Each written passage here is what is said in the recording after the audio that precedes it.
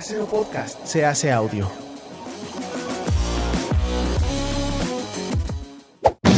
¡Chavos, banda!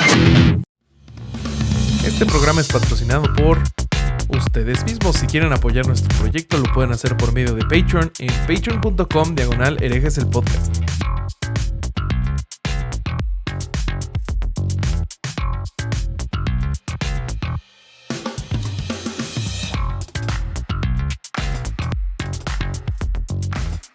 ¿Qué tal, mis estimados herejes? Bienvenidos a Herejes el Podcast, un espacio para conocer y discutir tópicos históricos, científicos, filosóficos, de actualidad y cultura popular desde el pensamiento crítico y la evidencia disponible, intentando siempre encontrar el humor y el punto medio. ¿Cómo están, muchachos? Estamos aquí en otro fin de semana hereje. Yo soy Bobby. Como siempre me acompañan mis hermanos y amigos. Alejandro El Vasco Vázquez Azpilicueta, ¿cómo estás? Estoy muy contento de tener de vuelta, bueno, ya lo vas a presentar, pero otro del club de los repetidores, que siempre es lo que más me gusta. Uh-huh. Igual lo vieron en el título, así que no sé para qué pongo este misterio si lo vieron quién es el invitado, pero no importa. Estoy muy contento, son mis últimas 72 horas antes de que empiecen a llegarme las demandas legales de la cienciología, así que las estoy disfrutando muchísimo. Para cuando ustedes vean este episodio ya va a haber pasado una semana desde que me llegaron las demandas de la cienciología, así que por favor hay una cuenta en la que pueden depositar para mi defensa legal. Después se las vamos a poner en las fuentes. Hashtag Save Vasco. Sí, exacto. También me acompaña el Han Solo de esta guerra de las galaxias llamado Herejes el Podcast. Alejandro, el Corsario Durán Araña, ¿cómo estás? ¿Cómo estás, güey? Me voy a aguantar, no voy a presentar tampoco al... Preséntalo tú, por favor. No voy a presentar tampoco a Luis. No lo hagas. Preséntalo tú, por favor. No, ahorita lo presentas tú porque es tu jale, cabrón. No, pues estoy muy contento. Esta parte nunca sé qué chingados decir, güey, pero bueno. Platicamos el bingo, día, Iker. Iker, eso va para el bingo, que no sabe qué decir hoy tampoco. Lo prepara, te juro que piensa en esto en la semana. Igual no sabe qué decir. Oye, ¿vieron lo que subí en Instagram hoy? Buenísimo. Las notas de voz. ¿Viste, Luis? No lo vi. Las notas de voz. A ver, pero todavía no digas mi nombre, no me has presentado. Perdón. Yo todavía no puedo entrar a la conversación. ¿Lo viste? Claro, no tiene que hablar anónimo. Luis. No.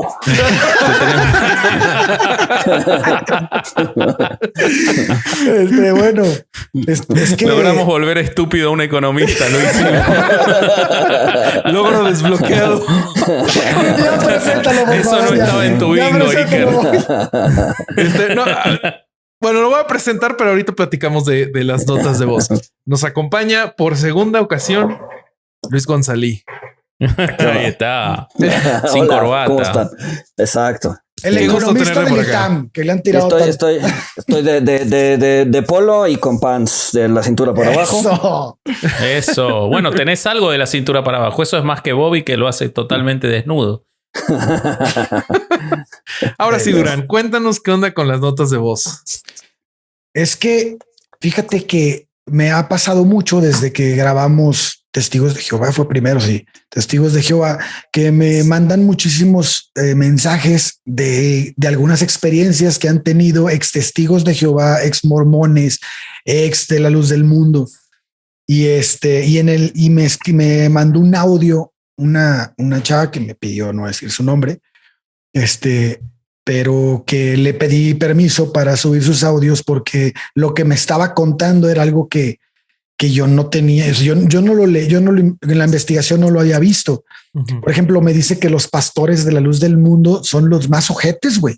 Que sí, los hermanos Joaquín están de la chingada, pero que los pastores, pues que uno de los pastores fue el que presionó a su familia para que su familia la corriera de la casa cuando ella se quería salir. Y bueno, que la casaron a los 14 años, a los 15 se embarazó. O sea, no, vaya, realidades que se salen del... La vamos a poner en historias destacadas, ¿no? Para que la gente lo pueda seguir escuchando cuando quiera. Vayan o en Instagram TV, algo así. Sí, yo creo que sí. Y ahí lo van a... Sí. Me impresionó muchísimo. La verdad que me hizo mal que la hicieron casarse porque se había besado con un noviecito. O sea, eso fue suficiente para que la consideraran en pecado. Miren el nivel de estupidez, pedofilia, perversión, control social, que porque se besó se tuvo que casar. Es una cosa espantosa. Es horrible, es horrible. Entonces, bueno. La conclusión es que síganos mandando sus historias.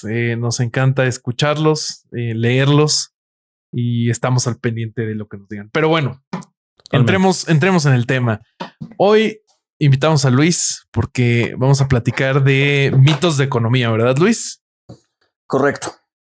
Eso es correcto. Tuve miedo de estar mal y que fuera otra cosa el tema. No. No, lo de testigos de Jehová ya fue eso ya. ¿No era economía en los testigos de Jehová? ¿No? La economía de los testigos de Jehová. Esa es muy interesante, ¿eh? Esa es muy interesante. Sí, pues está interesante.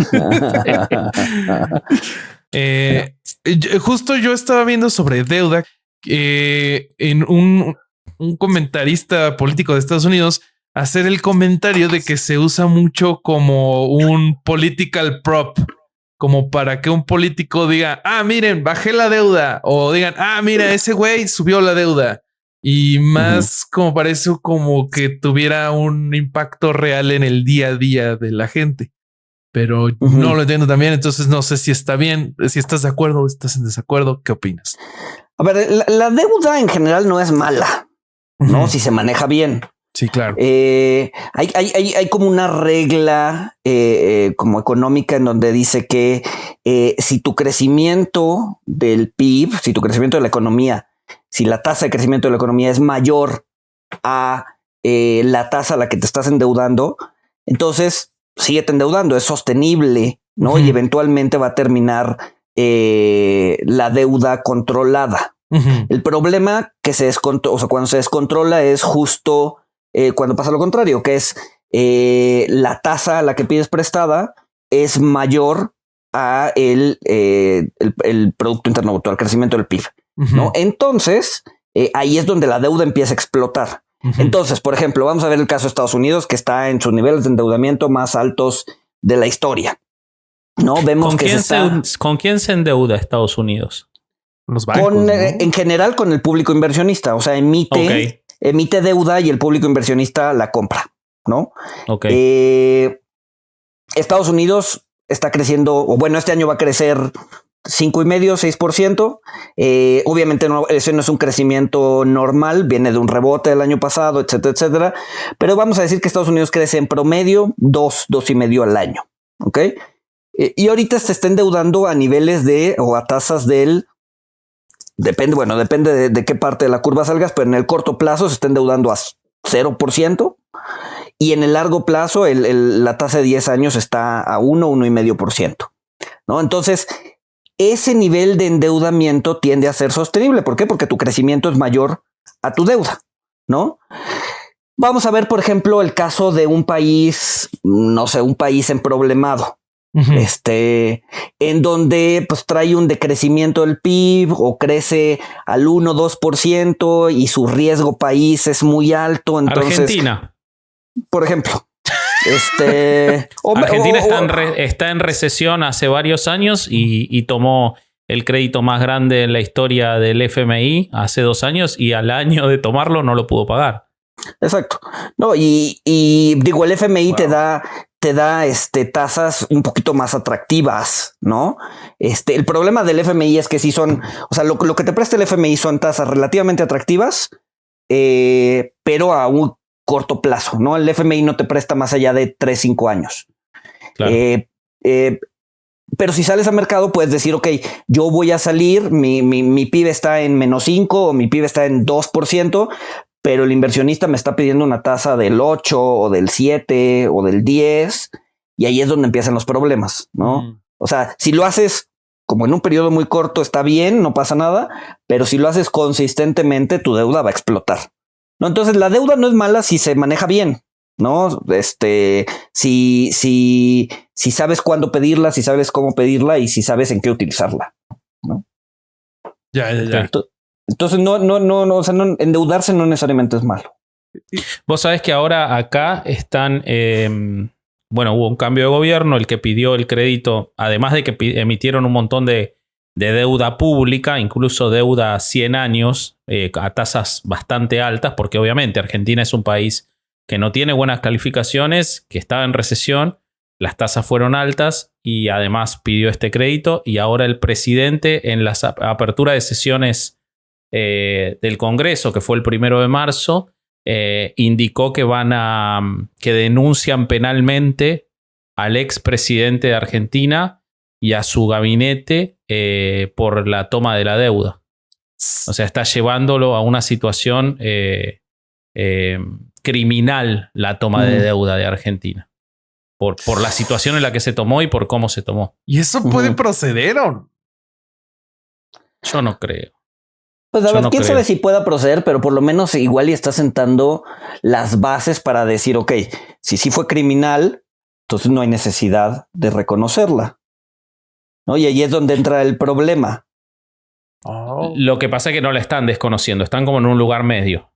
Sí, está en un lugar medio, pero en el momento en que diga, ¿sabes qué? Es culpable, no debió haber emitido deuda, entonces nosotros como país pues no tenemos por qué pagar esa enorme deuda, ¿no? Entonces ahí es donde dices, bueno, pues ya entras en un default así completo, ¿no? Sí. Bueno, Pues- no sé si estarán buscando eso, pero es preocupante. Supongo que ya a nivel macroeconómico, Luis, pues debe de pasar lo mismo que a nivel como de una empresa, ¿no? De que si tú endeudas a tu empresa, lo mejor es que esa deuda la utilices para producir más, ¿no? Y Sí, para proyectos productivos que te generen más rendimiento del que estás pagando. Ajá, Eso es lo y- ideal. Y pues el chiste es como no tener fugas y eso, y eso que tomaste, pues poderlo invertir, ¿no? Entonces, pues creo que es de lo que mucha gente aquí en México se queja, ¿no? De, ok, hay mucha deuda y nos metemos a la deuda, pero pues, ve todas las fugas que tenemos, ¿no? Ujú. A ver, mira, sí,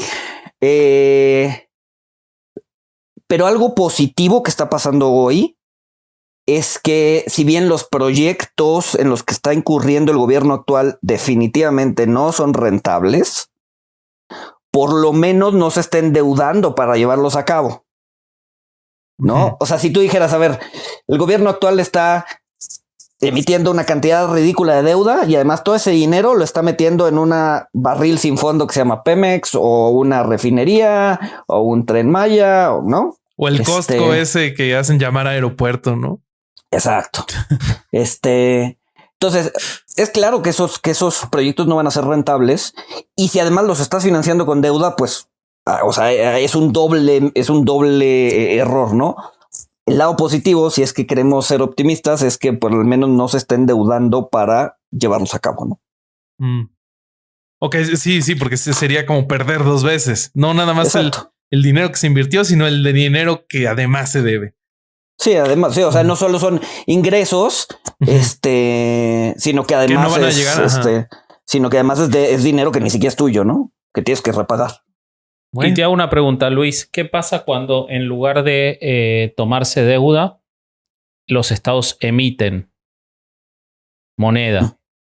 Emiten y emiten y emiten para inyectar dinero, que es parte de lo que ha pasado en algunos lugares en los que la toma de deuda es como una mala palabra, pero se reemplaza con emisión. Eso necesariamente lleva a la inflación, porque hay quienes dicen que no, y yo veo en todas las experiencias que sí. O sea, a ver, digamos que la teoría clásica te dice que todo episodio de inflación es un periodo, o sea, se debe a temas monetarios, es decir, a impresión de billetes. Yo creo que esa frase puede ser bastante, digamos que moldeable y aplica caso por caso, ¿no? Si lo hace Zimbabue, como fue su hiperinflación de hace 15 años, si no me equivoco, sí, ¿no? O sea, emitió tanto papel que el papel quedó sin valor, ¿no?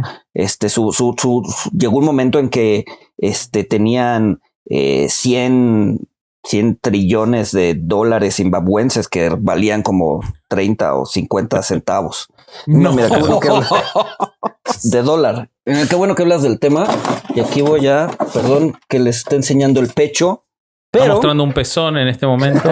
Sí. Para los que están en Spotify, vayan a YouTube a ver el pezón de Luis, por favor. no, a ver, mira, por ejemplo, a ver, no sé si se alcanza a ver este billete. Bueno, me gusta coleccionar, justo los temas de hiperinflación me encantan. Entonces, por ejemplo, aquí tengo un billete de Yugoslavia que son 5,000 millones, ¿no? No. Que en su momento, pues no valían absolutamente nada. A ver, no lo puedo sacar. Y ahorita Luis es rico. Ah, sí.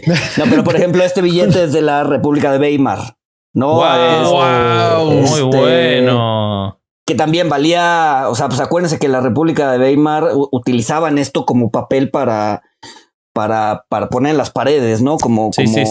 ¿no? Para empapelar. Exacto. Y mire, por ejemplo, esto es lo que me refiero con hiperinflación. Denme un segundo. O sea, pueden ver que el Banco de Zimbabue en 2007 tenía un billete de 1 centavo. Un centavo de dólares zimbabuenses. Ajá. Un año después de haber impreso una cantidad ridícula de dinero, tenemos billetes de 10 billones de dólares. No. O sea, pasamos de 1 centavo, pasaron de 1 centavo a 10 billones de dólares. Y sí, no se te ve zimbabuense, la verdad, vos. Sí, no. Y fue un año. O sea, si vemos el billete aquí dice 2008 y el billete de 1 centavo dice 2007. O sea, es un año en donde el Banco Central decidió imprimir dinero por causas, por X o Y razón, decidió imprimir dinero y devaluaron su dinero de manera ridícula. Sin embargo, esa no fue la devaluación más grande que ha habido en el mundo. La más grande fue la de Hungría de 1946, en donde los billetes que circulaban tenían 20 ceros. No, eran, o sea, en inglés serían como 100 quintillions. Y llegaron a imprimir, pero ese ya no circuló, un billete con 24, pero ese ya nunca circuló. O sea, solo lo imprimieron, pero no circuló.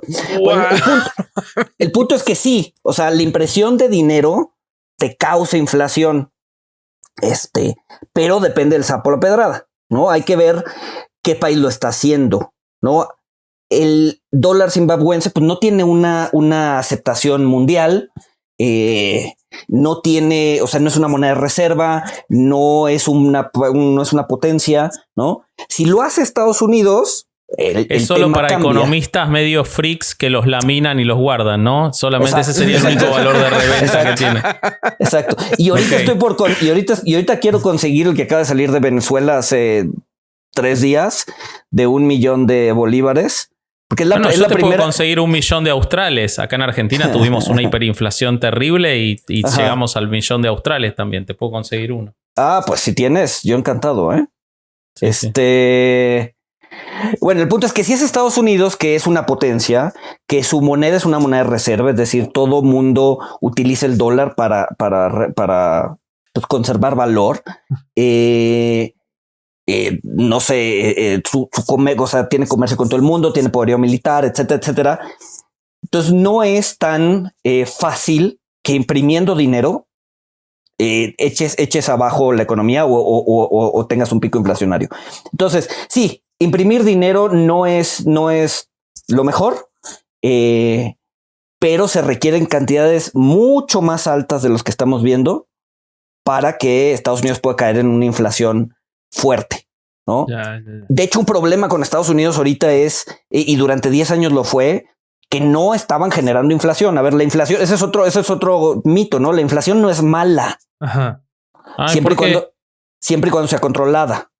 O sea, la inflación la inflación puedes verlo como el pulso de la economía, ¿no? O sea, hay un ritmo, tu corazón debe estar latiendo a 60, 70, ¿no? Cuando la economía se acelera, pues igual y puede subir a 120, 150 ese pulso. Ajá. El problema es que cuando ya vas en chinga corriendo, pues ya, o sea, que ya tengas un pulsaciones de 250, pues ya no es sano, ¿no?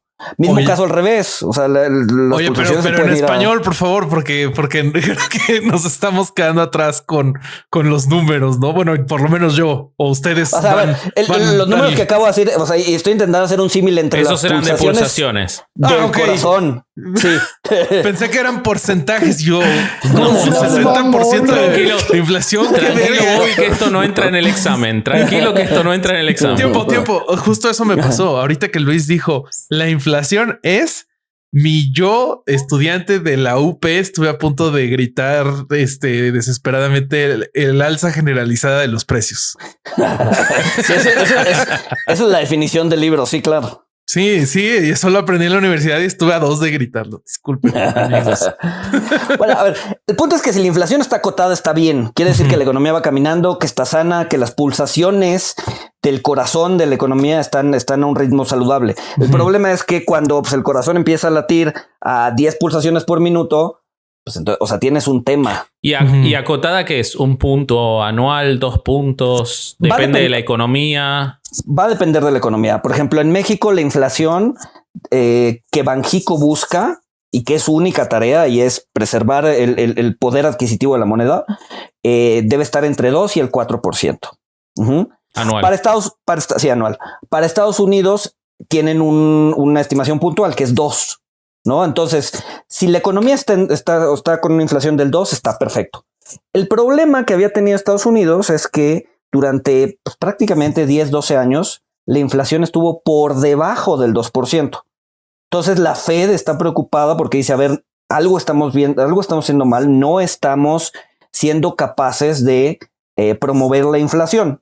Entonces, esto que está pasando en Estados Unidos, que es emisión ridícula de billetes, probablemente lleve la inflación por encima del 2%.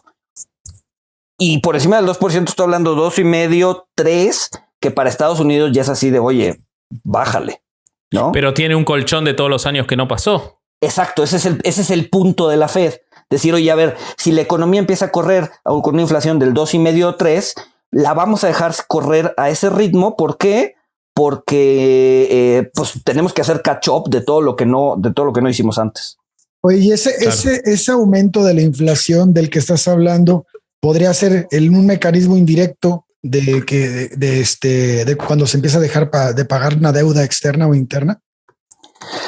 Sí, a ver, bueno, ese es otro mito interesante y es que el gobierno generalmente paga deja de pagar la deuda externa, pero la interna no la deja de pagar, ¿no? ¿Por qué? Porque tiene la maquinita de imprimir pesos o dólares en el caso de Estados Unidos. Entonces, la inflación puede servir como un mecanismo indirecto para dejar de pagar la deuda. ¿Por qué? Supón que el gobierno debe 100 pesos al público inversionista, ¿no? Entonces el gobierno empieza a imprimir dinero o deja que la inflación suba. Y entonces el gobierno al final, o sea, cuando tiene que pagar esos 100 pesos los paga, pero esos 100 pesos ya no compran lo mismo que los 100 pesos de hace 10 años, ¿no? Entonces, técnicamente eso no es un default, pero de facto sí lo es. ¿Por qué? Porque pues prácticamente perdiste poder adquisitivo sobre ese dinero, ¿no? Entonces es la forma más sencilla de dejar de pagar la deuda sin dejarla de pagar.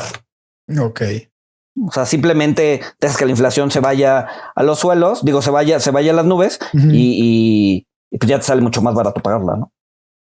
Oye, Luis, Okay. Y siguiendo el tema de la inflación, creo que muchos aquí en México podríamos tener el sentimiento de que pues sí los precios suben, pero que nuestro poder adquisitivo no. O sea, vemos como una tendencia de que antes un solo ingreso podía sostener una familia. Ya luego eran 2 ingresos y vemos como podemos sentir que hay una tendencia que sube. ¿Tú cómo ves esto? ¿Crees que es real que el individuo tiene menos poder adquisitivo o que es un sentimiento? ¿O cómo ves la salud del país en ese sentido? O sea, sí, a ver, algo que incluso ha peleado el gobierno actual y que tiene cierto sentido es que sí, digamos que el trabajador sí ha perdido durante 20 o 30 años poder adquisitivo sobre su ingreso, ¿no? Que bueno, obviamente no es positivo para el trabajador, pero sí es positivo para la economía.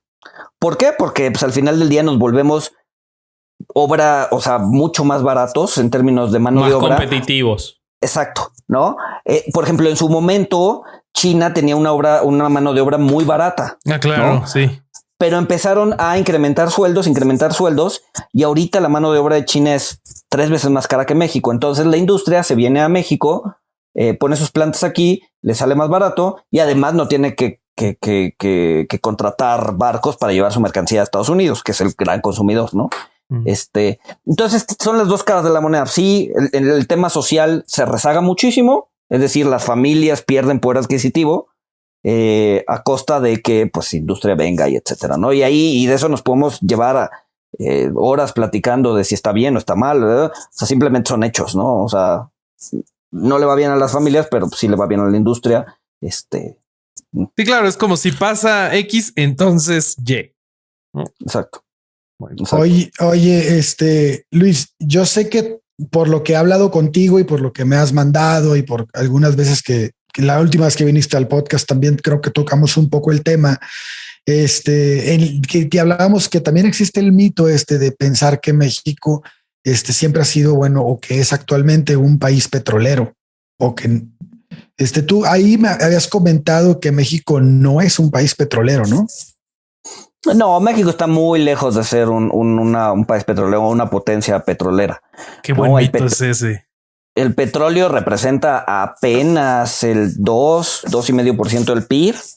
De hecho, desde el 2008, el petróleo le resta crecimiento a México, ¿no? Entre 0.2 y 0.4% del PIB. Es decir, si el año pasado, me voy a inventar una cifra, si el año pasado crecimos, no voy a decir el año pasado porque el año pasado crecimos bastante, pero si en 2010 crecimos 3.5%, si hubieras quitado la industria petrolera del país, hubiéramos crecido al 3.9%, ¿no? Es decir, o sea, es un drag de la economía la industria petrolera. Incluso en ese número me imagino que está calculado importar ese petróleo que no estás produciendo.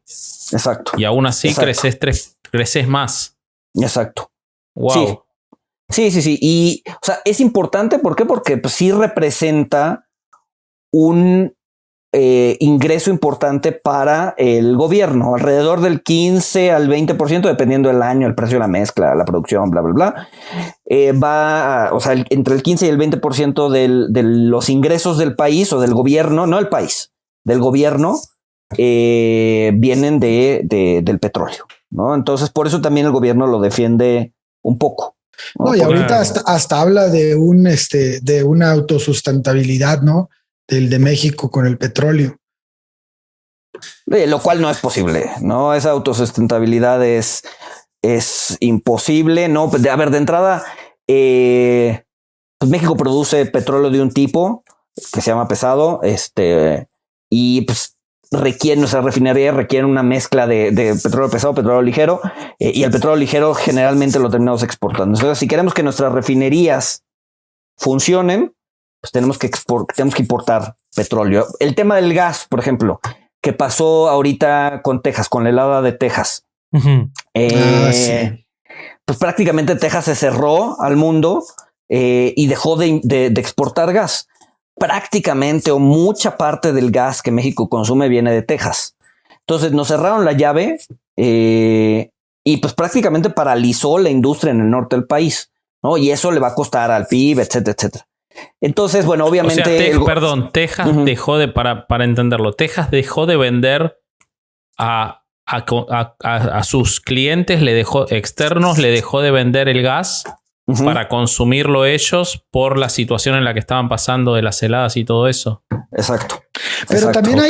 También hay como que hay muchos no sé si son mitos porque realmente yo estoy muy desconectado de eso, pero mucha gente empezó a decir que el gobierno de México no había cumplido con ciertas cosas, que por eso cortaron el gas, que si al final no les pagaron. Vaya, hubo muchas hipótesis de la gente, incluso en redes sociales. Y ¿qué fue cuéntanos qué fue lo que realmente pasó ahí, Luis. No, bueno, ya le pagaron con Texas, ¿no? ¿Qué más quieren? Ya está. No, a ver, Texas, mucha de la energía que se produce en Texas es, digamos que renovable, ¿no? Requiere solar, es eólica, etcétera. Entonces, con la nevada se paraliza un poco esa parte de la energía y entonces empieza a haber apagones. Entonces, Texas dice, a ver, como no puedo depender ahorita de las energías renovables, voy a empezar a usar el gas. Entonces, el gobernador dijo, ¿sabes qué? No sale un solo metro cúbico de gas del estado. ¿Por qué? Porque lo necesitamos para la industria local. Entonces, no es que México haya dejado de pagar o que, o sea, simplemente, pues, no, Ellos por emergencia, ¿no? Ellos por emergencia. Ahora, algo que pasó también importante es que, y ahí sí fue omisión del gobierno, es que obviamente ante la escasez o más bien ante la demanda exagerada de gas, el precio del gas subió miles por cientos, ¿no? Costaba, o sea, la unidad de gas costaba $3.50, subió a 250, ¿no? Wow. Madre. Entonces el gobierno dijo, no, pues sabes que no quiero pagar eso también, y decidió no comprar gas y bueno, afectó a toda la industria local. El error estaba en que anualmente se compraban seguros contra ese evento. Es decir, el gobierno compraba seguros y decía, a ver, a mí me vas a surtir gas y lo máximo que estoy dispuesto a pagarte son $5. Si se sube allá de $5, es tu bronca, yo te lo voy a pagar a $5, así está en 10, 20, 30, yo te lo voy a pagar a $5 y me vale, ¿no? Son coberturas, ¿no? Coberturas, exacto.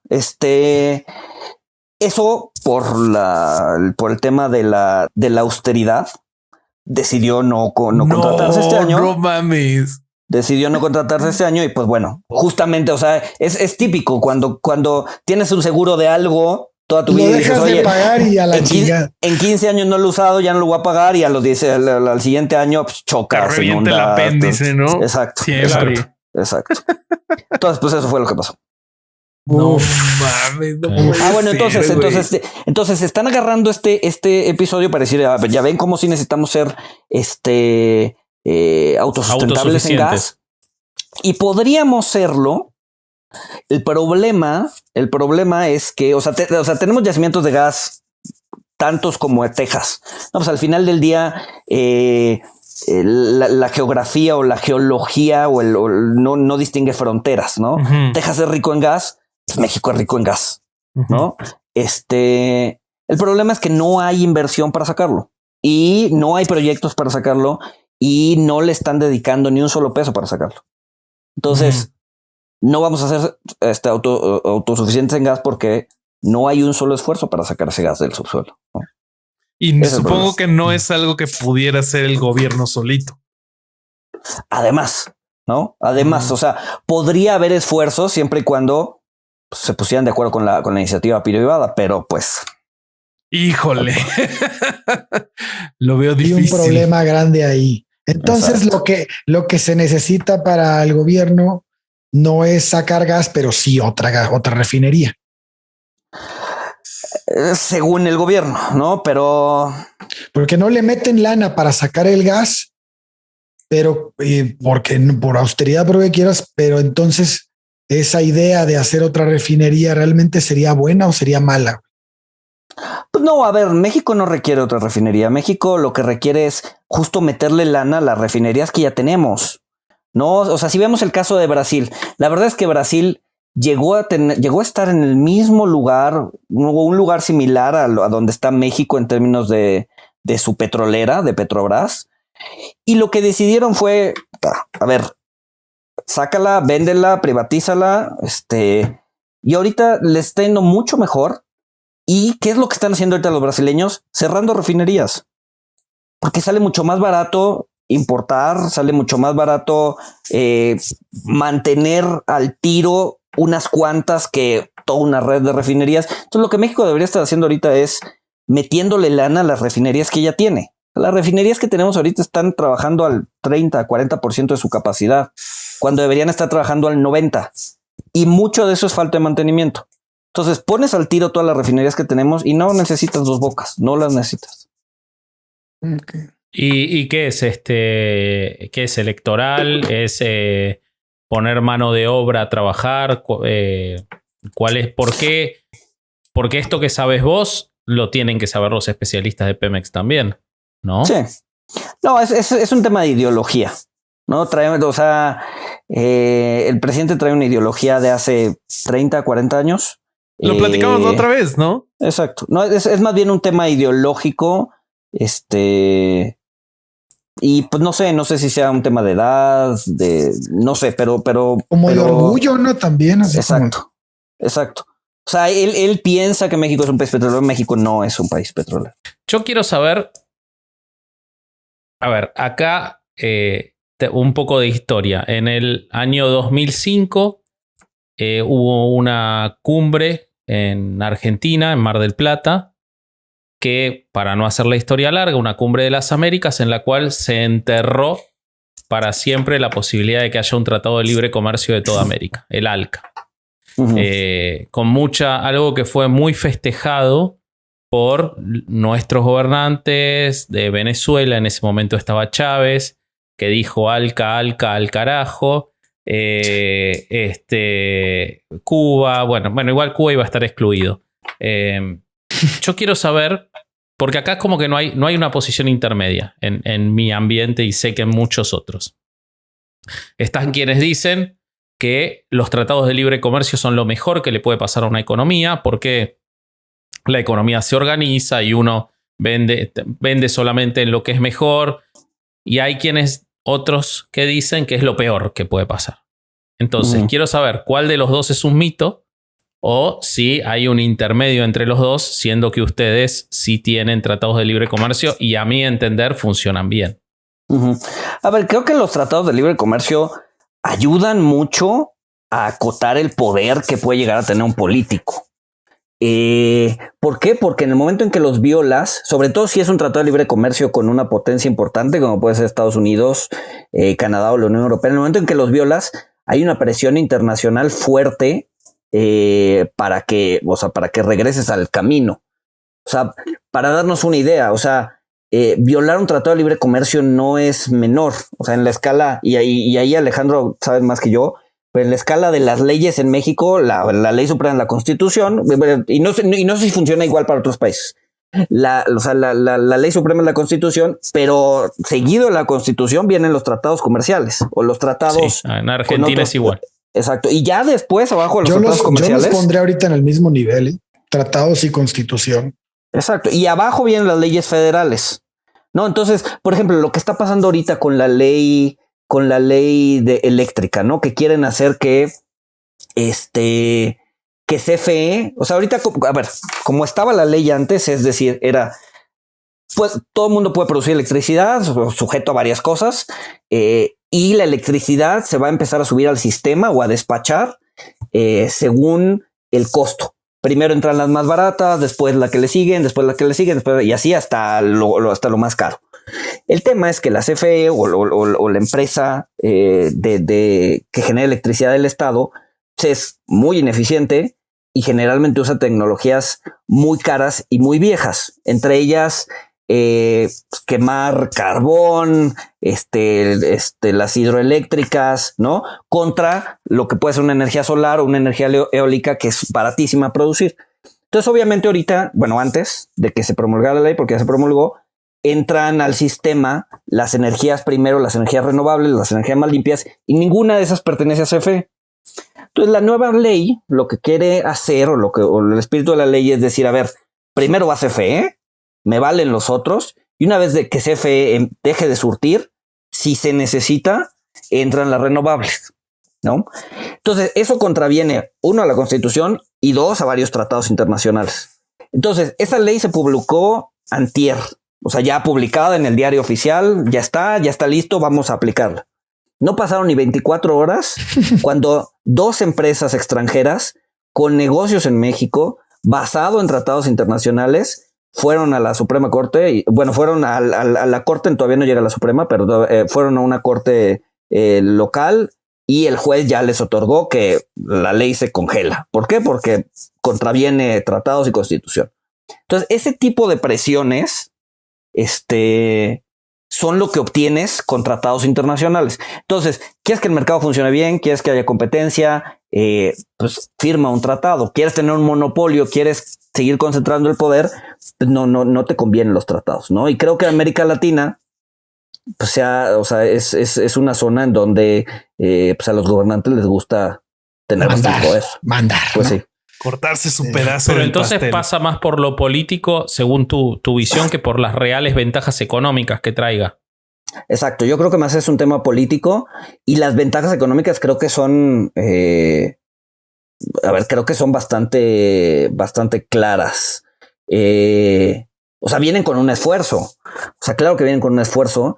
Por ejemplo, México cuando firma el Tratado de Libre Comercio, una de las preocupaciones es que pues no teníamos la gente capacitada para darle servicio a ese tratado. Entonces se tuvo que capacitar a la gente, ¿no? Y 20, 30 años después, tenemos fábricas, tenemos industria, armamos cohetes, ¿no? O partes de cohetes, partes de aviones aquí en México, cosa que hace 30 años no hubiera podido ser y cosa que sin el tratado, pues probablemente tampoco había podido hacer porque nadie se iba a poner a estudiar aeronáutica para traer industria, ¿no? O sea, te fuerza a que pues la economía y el o sea, a volverte más competitivo, a estudiar, a generar habilidades, a generar técnica, cosa que con el tratado, que sin el tratado, pues no funciona, ¿no? Claro. Okay. Y también, pues pasa que lo que no está funcionando, pues a nivel internacional, pues se queda atrás, ¿no? Que Sí, te empiezas a rezagar. Como lo que pasó con el maíz en México cuando empieza a competir con el de Estados Unidos, ¿no? Uh-huh. Que sí. Uh-huh. No, vas. No, sí, que según entiendo, pues terminamos ahorita de que era uno de nuestros productos pues más pues principales, pues tragamos tortillas todos aquí, y terminamos importando mucho más de lo que producimos, ¿no? Exacto. Y ahora pinta para que exportemos marihuana. Miren, eso sí, ahora sí somos expertazos. Yo sospecho que ya la exportaban. No quiero desilusionarte, pero yo estoy casi seguro de que ya la exportaban, ¿eh? De manera legal me refiero. Ok. Está bien, para pagar impuestos, digamos. Ahí qué onda. ¿Cómo puede beneficiar a México esta ley que está ya avanzada, que va para creo que su última etapa, ¿no? Te brillan los ojitos, mi corsario, no sé por qué. No, es que pienso que se puede abrir una industria fuerte en México de eso. Ajá. No sé qué tantos beneficios traería, porque no, o sea, puede ser que sí, pero sí es algo en lo que México la movería, güey. Sí tiene como que mucha gente que incluso yo conozco varias personas aquí, en donde yo vivo, que ya incluso han comentado, y es gente que son empresarios que están pensando ya en invertir en invernaderos para sembrar, si es que esto se da. Entonces, ¿tú qué ves ahí, Luis? ¿Está fuerte? No, a ver, no sé. A ver, Estados Unidos ya, o sea, en muchos estados ya es legal, en muchos estados como que ya, o sea, van mucho más avanzados de lo que nosotros vamos, ¿no? Entonces no sé qué tanta necesidad tengan de marihuana extra. Ahora también, no soy experto productor ni consumidor, pero o sea, la marihuana es de las drogas más baratas, ¿no? Entonces tampoco es como que o sea, que realmente haya un negocio así muy, o sea, que vaya a cambiar la forma de la que se compone el Producto Interno Bruto. O sea, siento que es un primer paso para la despenalización, pero de ahí a que le podamos sacar mucho provecho, lo veo complicado, ¿no? O sea, hay drogas muchísimo más caras y mucho más redituables para los que sea que la producen y la trafican que la marihuana. Yo platicaba del tema con mi novia, que es hotelera, y justo comentábamos que pues en una de esas podría aumentar el tráfico de turistas a México, ¿no? Tipo, imagínate como Ámsterdam, pero en Cancún. Playitas. Sí, a ver, probablemente sobre todo del cono sur a México, ¿no? O sea, no creo que vengan de Estados Unidos porque ahí prácticamente es legal en todos lados, Sí. ¿no? Pero en Latinoamérica no. Entonces probablemente sí, o sea, sí venga por la novedad. Sí, seguramente sí. Pues ahí vamos. ¿Cómo? No, ahí vamos, digo. Yo estoy en el cono sur, así que a mí me toca eso. No, igual acá los uruguayos la producen y es legal y la vende el Estado. Hay ciertas condiciones, pero nos vamos a Uruguay, es más fácil. Sí, pues sí. No, como quiera, tú tienes que venir a México a huevo, así que. Sí, En ahora avión. en vuelo, sí. En auto voy a ir, ya lo aclaramos eso.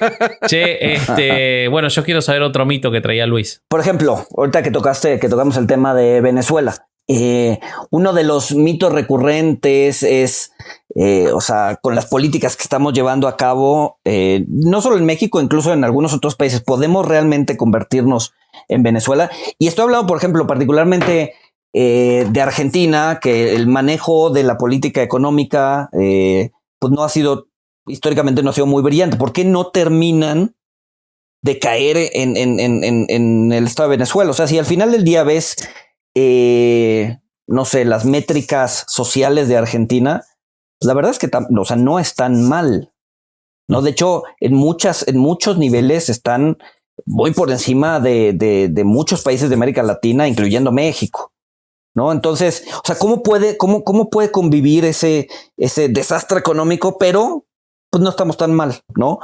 Y aterrizándolo ahora a México, ¿por qué no podría o por qué se vería muy complicado que México se convierta en algo como Venezuela? Y uno es por la complejidad de la economía, ¿no? O sea, tanto Argentina como México tienen una economía muchísimo más compleja que Argentina. Si volteas a ver la economía de Argentina... Venezuela, ¿no? Digo que Venezuela. Sí, si volteas a ver la economía de Venezuela, pues probablemente, o sea, el 80% de sus exportaciones son petróleo y derivados del petróleo. Mientras que o sea, no estoy muy familiarizado con cómo se componen las exportaciones argentinas, pero te puedo decir que en México exportamos muchos argentinos y esos se valen por lo que nosotros creemos que valemos, entonces da súper claro. Después terminamos de camareros, pero nos exportan caro. Es como un jugador de fútbol, viste, que lo pagan 40 millones y después vale 5. Vos sabés que yo justo hoy, sumando a lo que vos decís, hoy comí con un amigo, un abrazo Mati, que es que mira el podcast, y charlábamos de eso. Él estaba un poco más preocupado. La verdad que las cosas no están bien acá, pero vienen en una decadencia sostenida hace muchos años.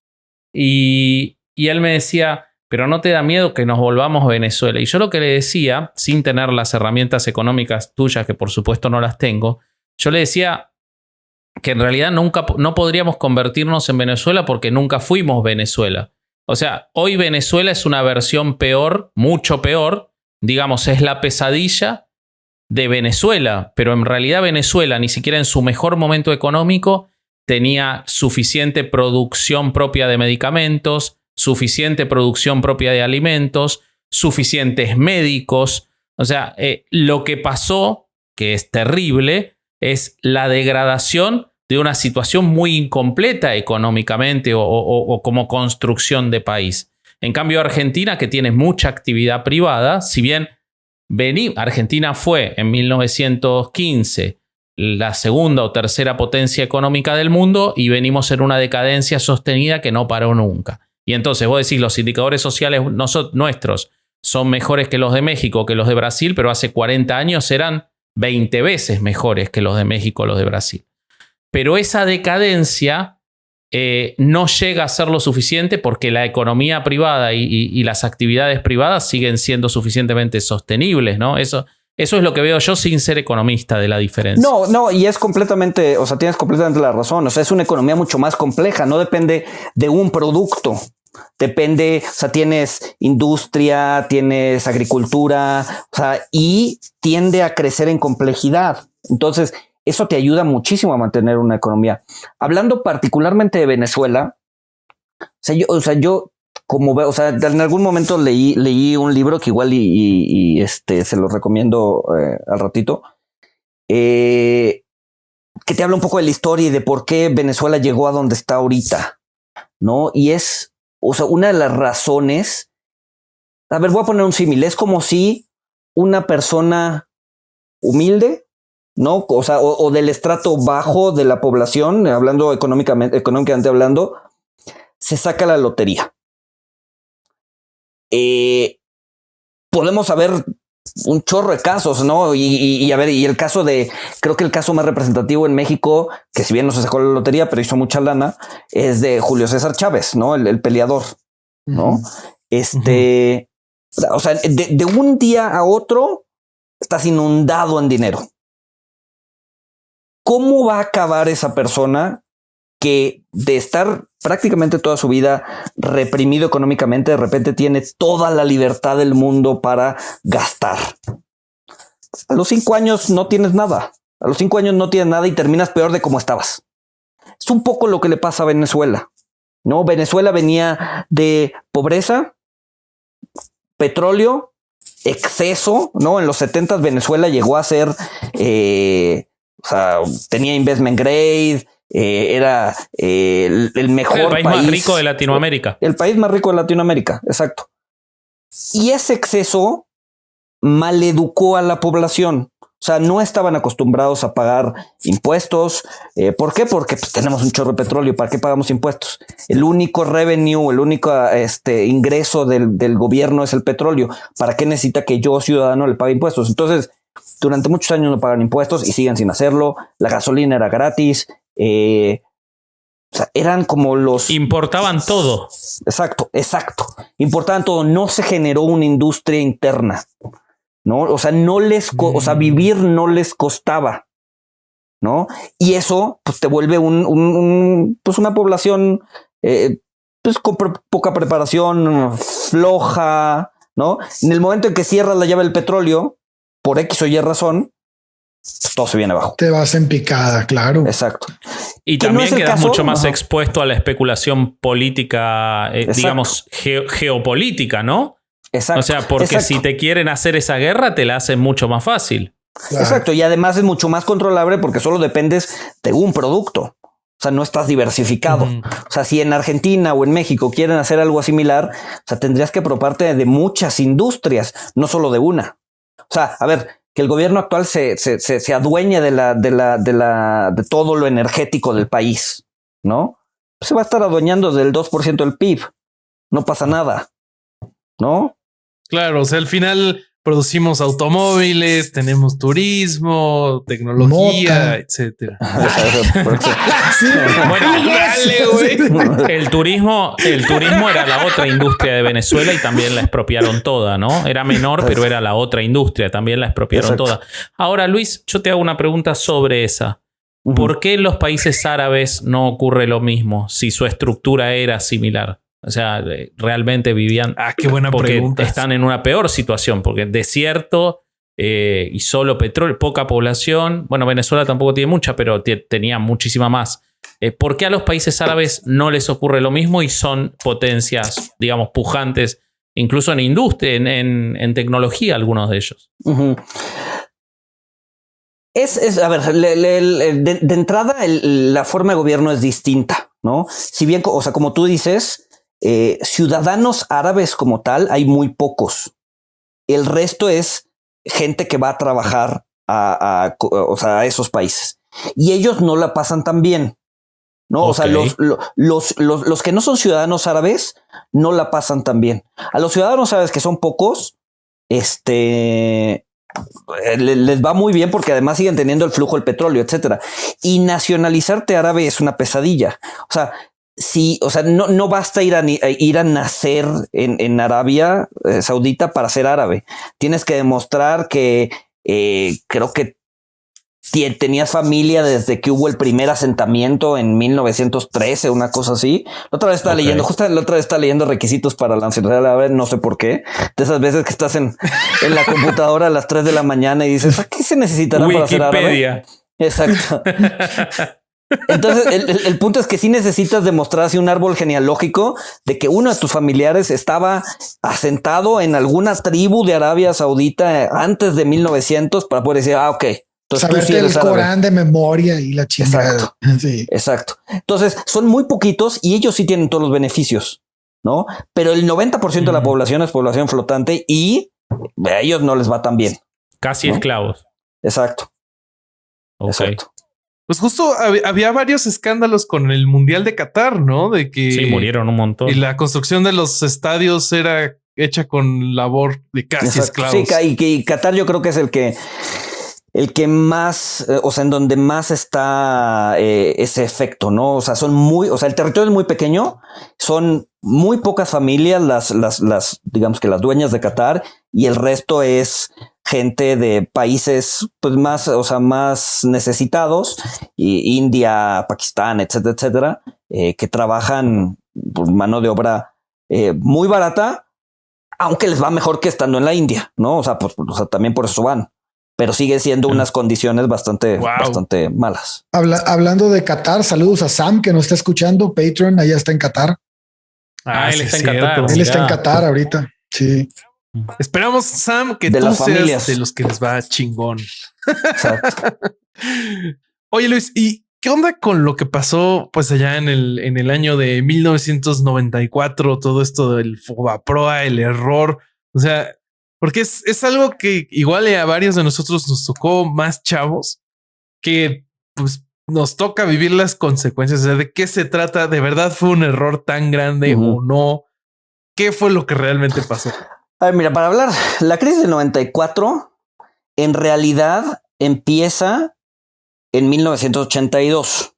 O sea, entonces nos tenemos que remontar hasta 1982, cuando el presidente, cuando López Portillo decide los últimos minutos de su último informe presidencial, faltando ya 3 meses para que saliera de presidente, nacionalizar la banca. Es decir, decía, a ver, toda la banca, véngase para acá, ya no es de los privados, ahora es del gobierno.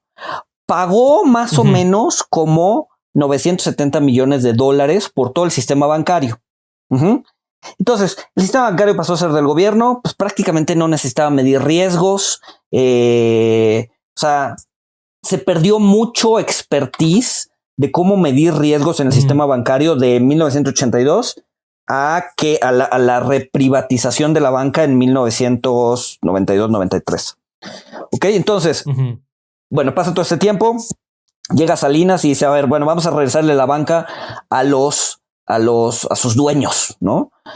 Acuérdense que el gobierno había pagado $970 millones por el sistema bancario, y cuando Salinas se los regresa a la privada, a los privados les pagan $13,000 millones.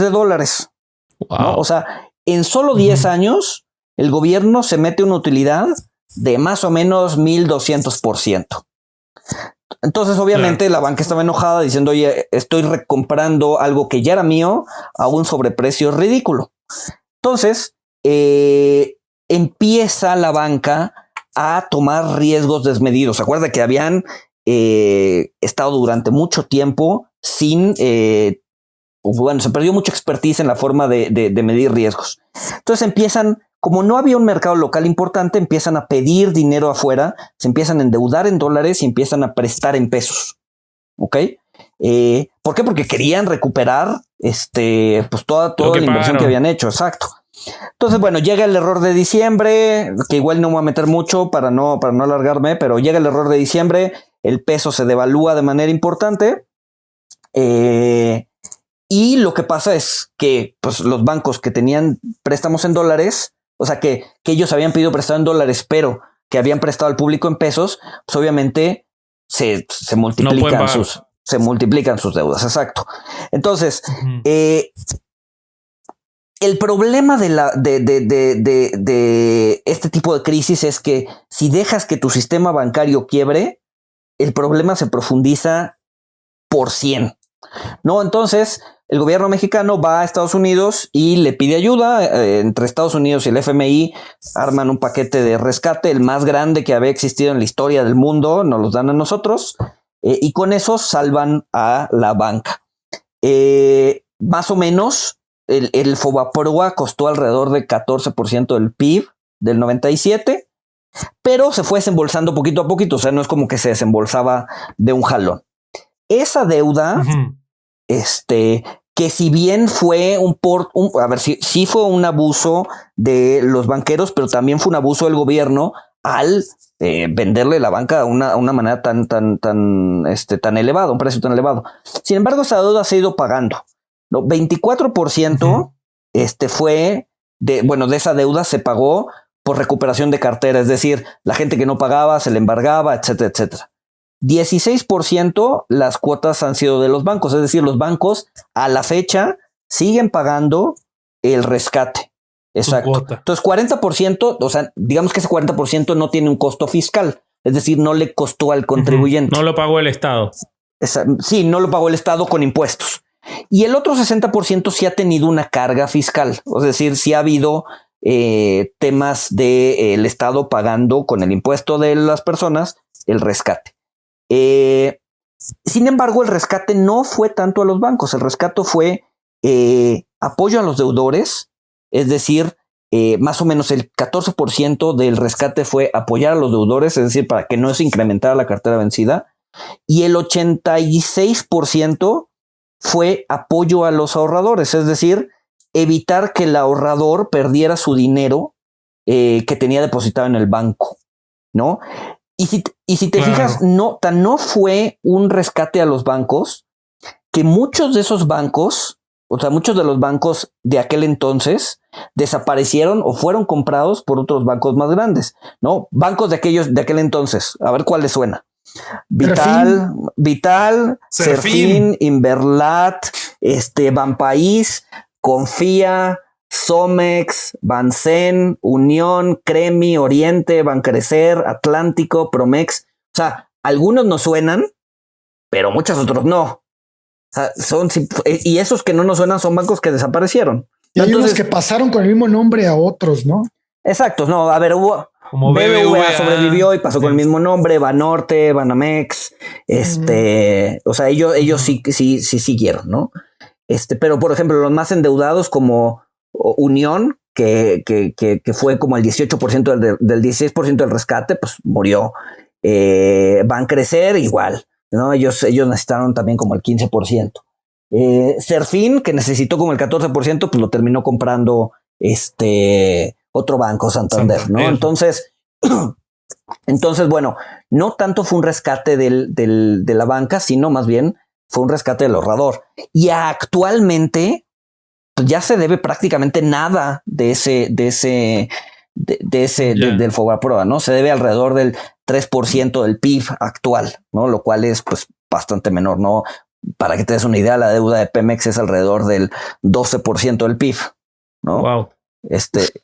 ¿Y entonces el escándalo fue más político o por qué escuchamos tanto de esto? A ver, no habíamos escuchado nada hasta que llegó el gobierno actual y lo revivió. Y lo revivió por un tema político, ¿no? Es la bandera que trae en contra del neoliberalismo, ¿no? Se rescata al banco, el dinero de los ahorradores va a rescatar a los ricos, etcétera, etcétera.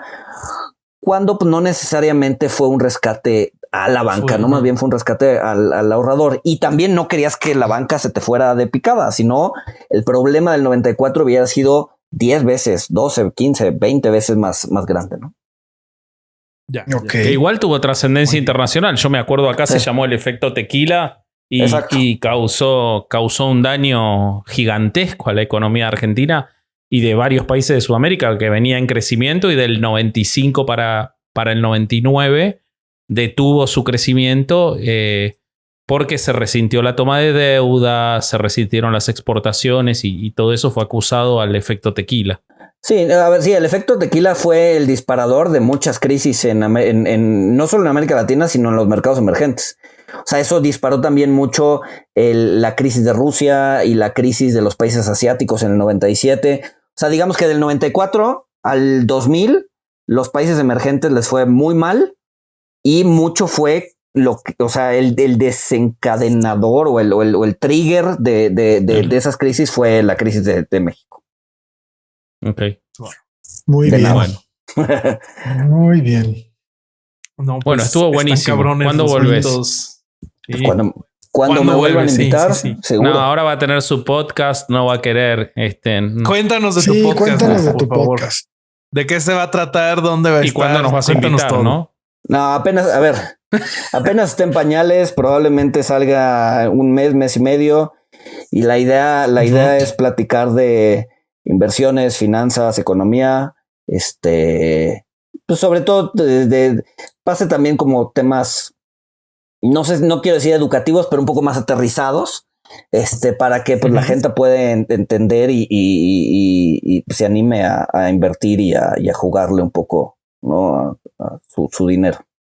Entonces, Muy bien. vamos allá. Y sí, no, a ver, una vez que lo estrenemos, le ponemos fecha y hablamos de algo.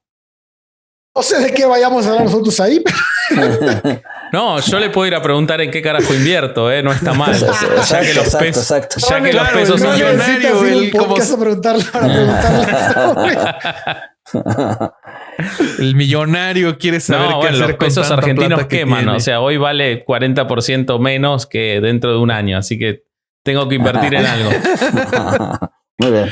Oye, ¿y ya tiene nombre, Luis? ¿El proyecto todavía se está trabajando? Se está trabajando. Ese me lo reservo porque igual va a tener algunos Ok, cambios, está bien. pero ya, o sea, ya estamos bastante avanzados. Esperemos que.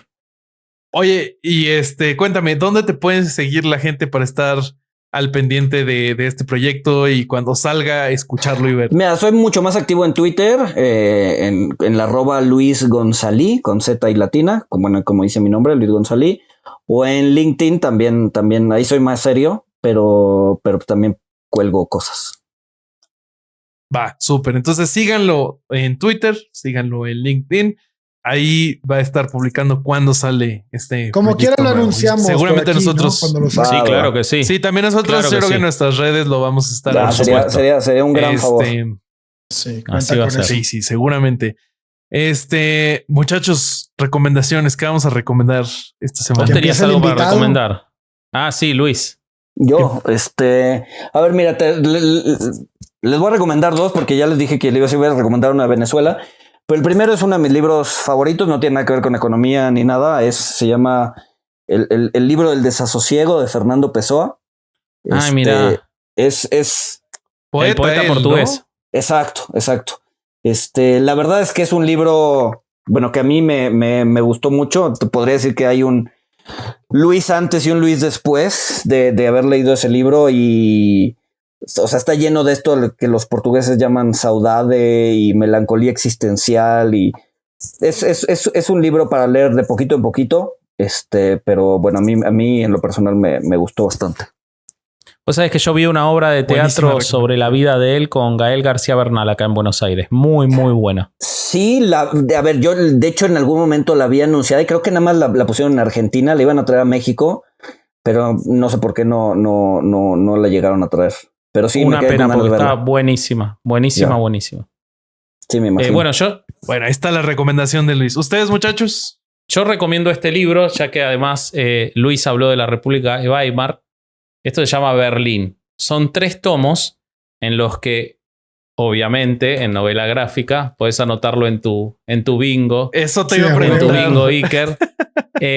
Cuenta la historia de la República de Weimar a través de la vida de varios artistas y periodistas desde el inicio hasta la llegada del nazismo. Están buenísimos, son 3 tomos. El autor se llama Jason Lutis, acaba de terminar la obra, tardó como 15 años en sacar el 3er tomo y es excelente, así que se las recomiendo mucho. Berlín, acá está. Muy bien, Está editada en español por Astiberri. muy bien. Mi cursario. Yo les voy a recomendar La Revolución Cósmica de Alan Knight.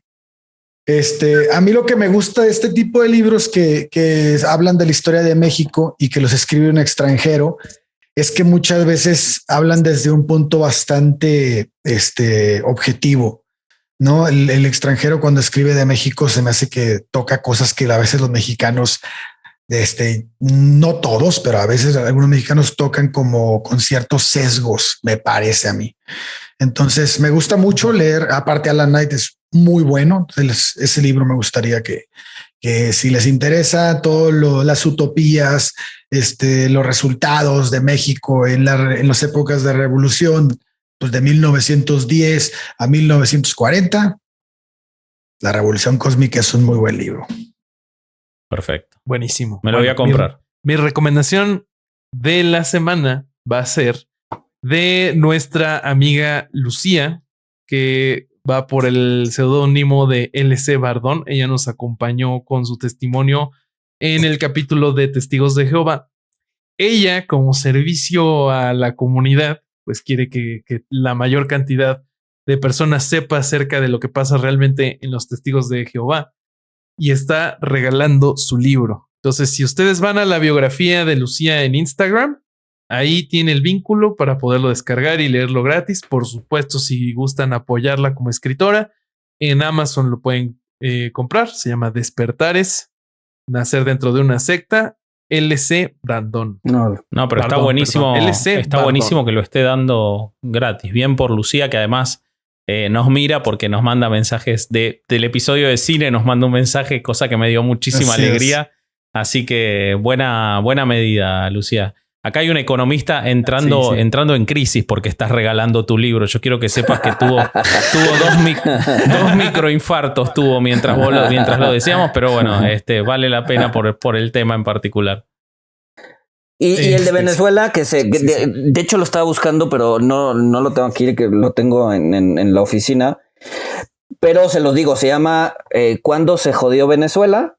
Y escrito por Raúl Gallegos. Ese es un buen libro para entender el efecto venezolano y cómo es que llegaron a donde están. Todo lo vamos a poner en las ligas. Ese libro que recomendaste primero, Luis, me lo regalaste hace tiempo, lo leí. De hecho, exacto. Ese te lo regalé hace algunos años, correcto. Aquí lo tengo, güey. Exacto. Eso. Exacto. Sí. Eso. Mostrá tu camiseta, Corsario, por favor.